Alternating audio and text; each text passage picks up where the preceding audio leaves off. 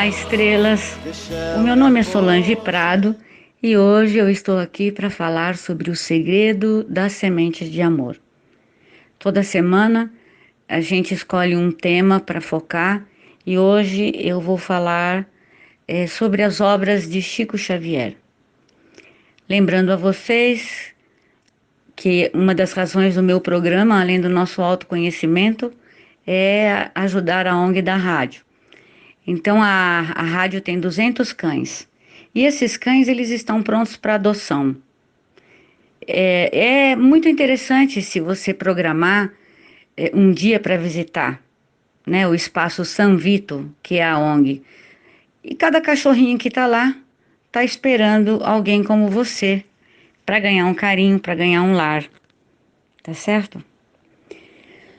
Bem, estrelas, seres humanos incríveis e maravilhosos. Na semana passada eu falei sobre o dilema das redes sociais e a manipulação que acontece sobre todos nós, não é?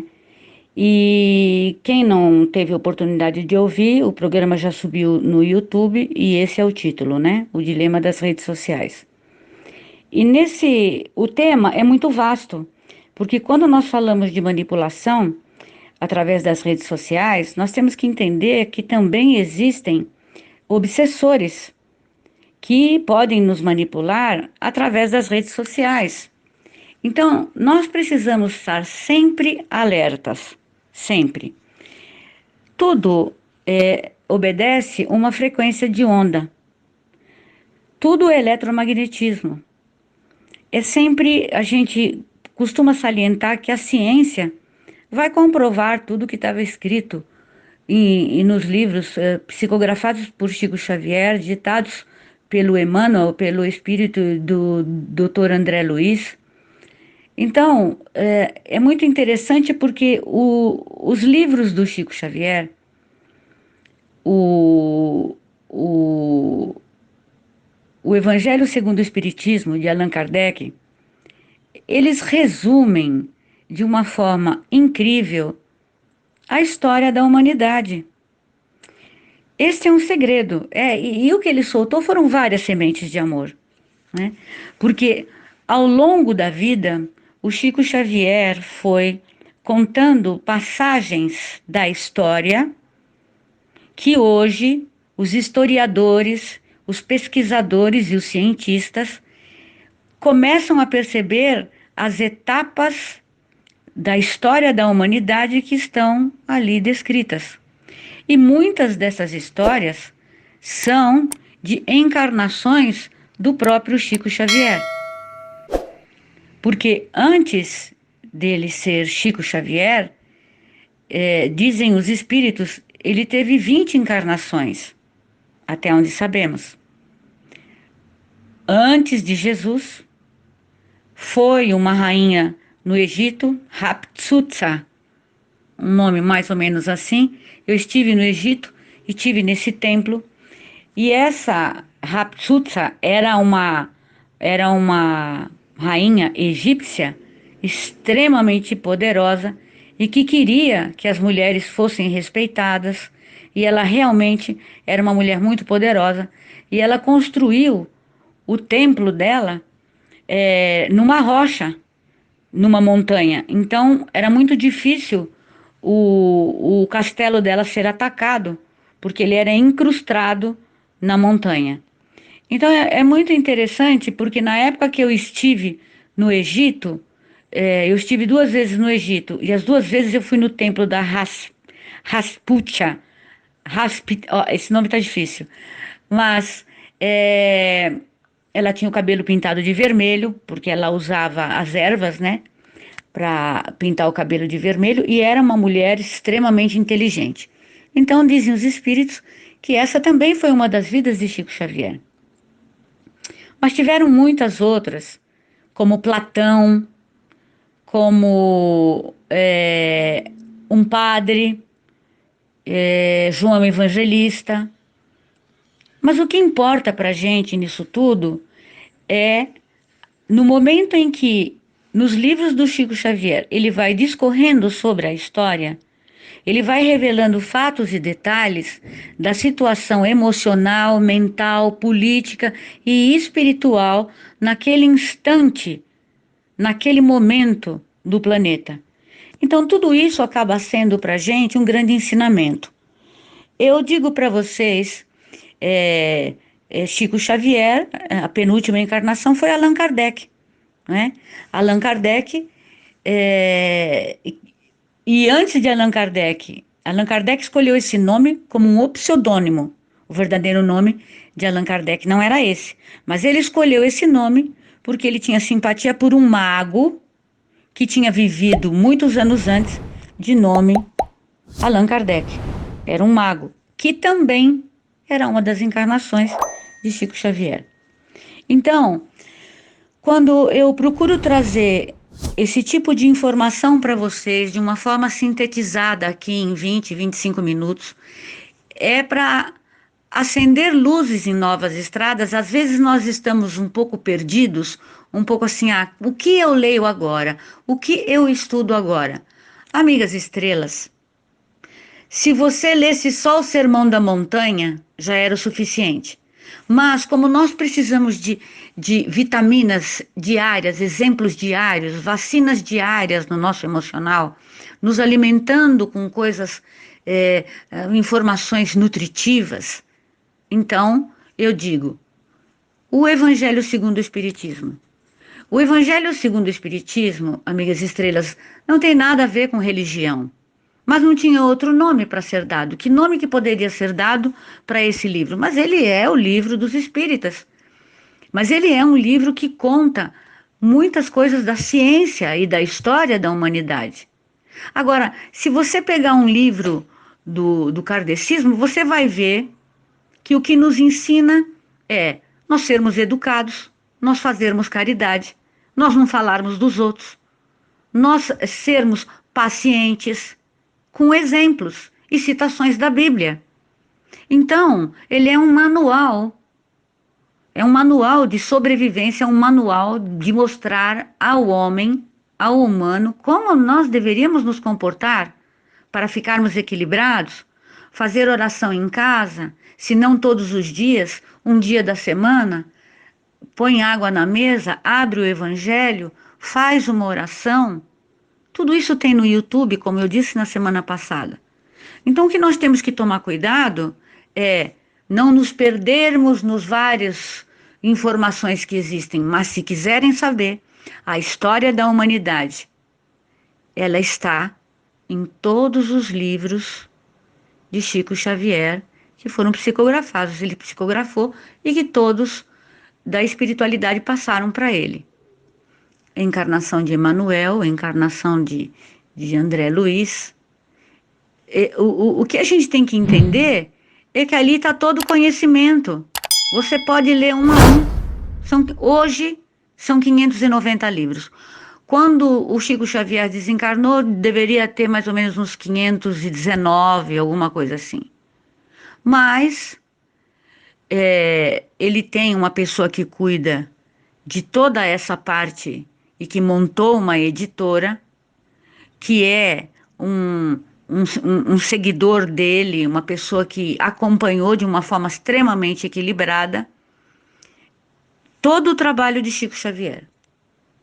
Então, é de uma família de espíritas, ele foi apresentado ao Chico Xavier com 19 anos de idade. Então, ele é a pessoa que mais catalogou a vida de Chico Xavier e todas as ações que ele tinha. Ele conta várias histórias. Chico tem muitas passagens que são verdadeiros ensinamentos.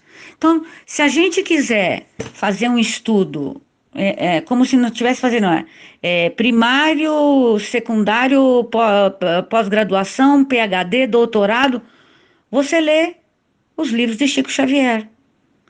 Você terá todas as respostas, as curiosidades que hoje os historiadores e a ciência nos demonstram que foram fatos reais. Então tudo isso é muito interessante, porque nos deixa uma situação com começo, meio e fim. E o Chico Xavier, ele é uma unanimidade. O Papa quis recebê-lo, Ninguém é contra o Chico Xavier, a vida que ele levou, o amor que ele pregou. Não existe nenhuma religião, nenhuma filosofia, nenhuma seita que é contra o amor que Chico Xavier pregou. Então, tudo isso é tão interessante, né? Os espíritos nos dizem que a próxima encarnação de Chico Xavier será em Jerusalém. Então, a gente pode observar o seguinte: como nós temos um caminho longo para percorrer. Porque se ele teve 20 vidas, e todas elas exemplares, e ele vai reencarnar ainda, e a próxima será em Jerusalém, e nessa última vida, ele foi o ser humano na Terra que ficou mais próximo de Jesus.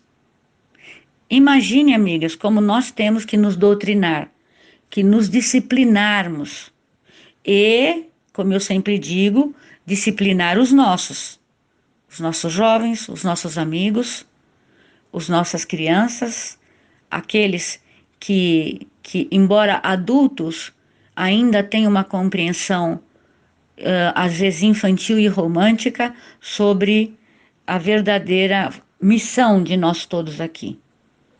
Então, o que fica interessante nisso é o caminho que ele serviu como exemplo, é o caminho que nós temos para percorrer.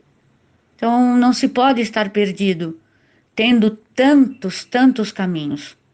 E na semana passada eu dizia: entrem no YouTube. No YouTube, se você perguntar como fazer o evangelho no lar, ali está escrito. Se você perguntar sobre as vidas de Chico Xavier, ali estará uma apresentação, um áudio, um pequeno vídeo demonstrando. Então, o Medeiros, que é o rapaz que tem essa editora, que foi quem acompanhou Chico Xavier, fala muito sobre os livros de Chico Xavier. Então, a gente percebe que é muito fácil para a gente hoje pesquisar e entrar em contato e nos melhorarmos, termos educação.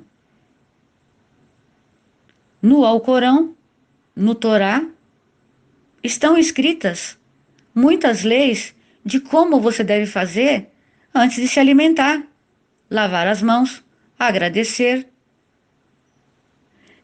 Na verdade, era um manual para todos nós sabermos nos comportar, porque viemos de uma época que não existia copo, não existia garfo, se comia deitado, a cadeira surgiu muito tempo depois.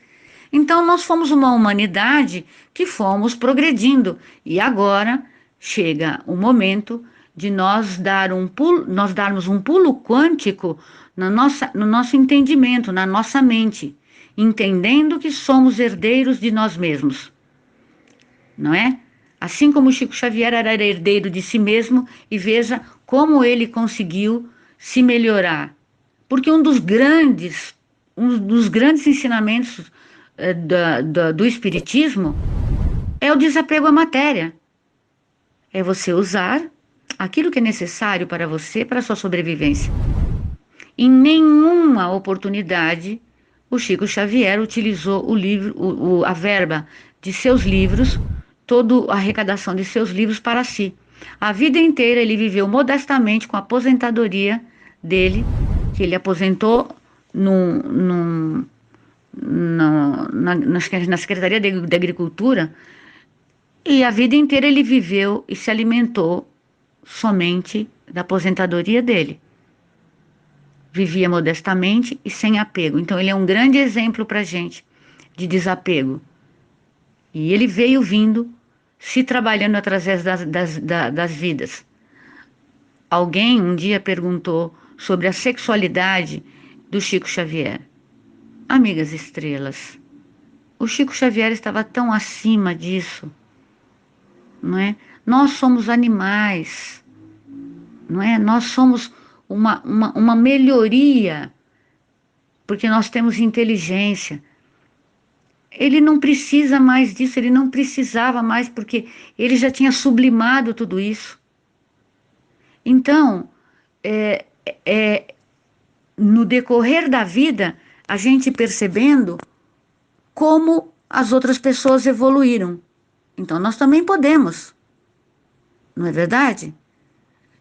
Os jovens hoje publicam em seus Instagrams ou Tinder, que é para relacionamento, que eles só têm intimidade com sentimento. Olha como mudou. Já tem muitos.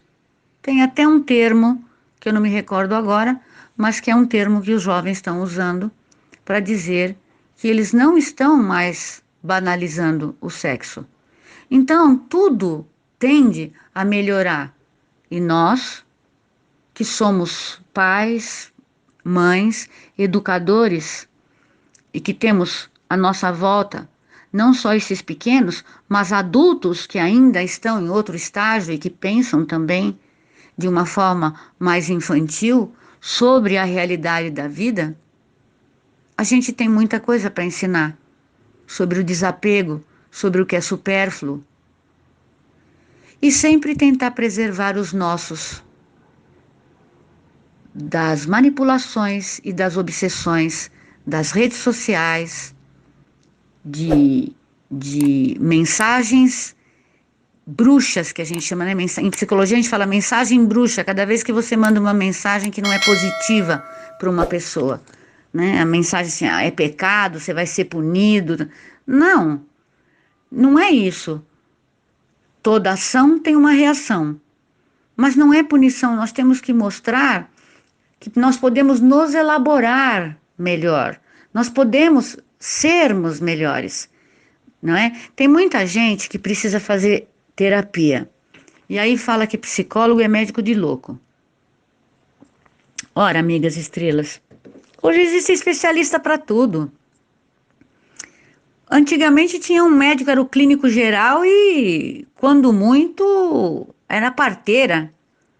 Hoje, a medicina avançou tanto, a ciência se especializou tanto, que você tem o ginecologista, otorrino, neuro, gastro, psiquiatra, psiquiatra para criança, psiquiatra para trabalhar em distúrbios, em manicômios, e você tem psicólogos para tratar da nossa mente.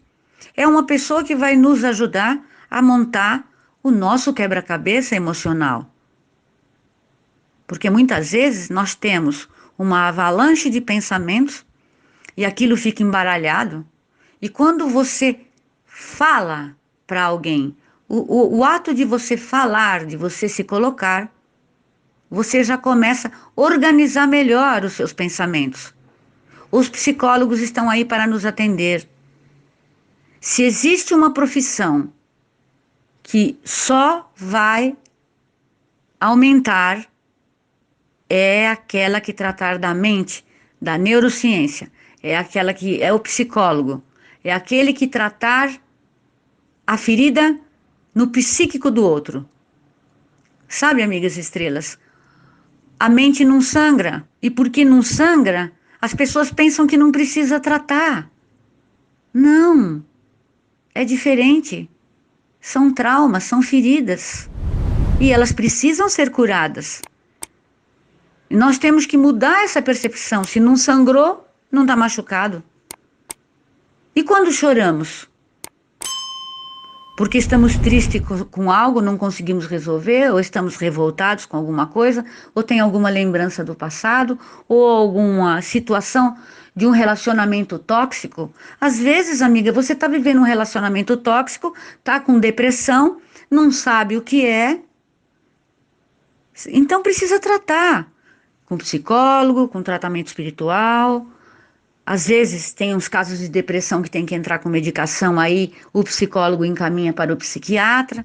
Nós temos que utilizar as ferramentas que este mundo está nos proporcionando, amigas estrelas, queridas e amadas. Não sofram.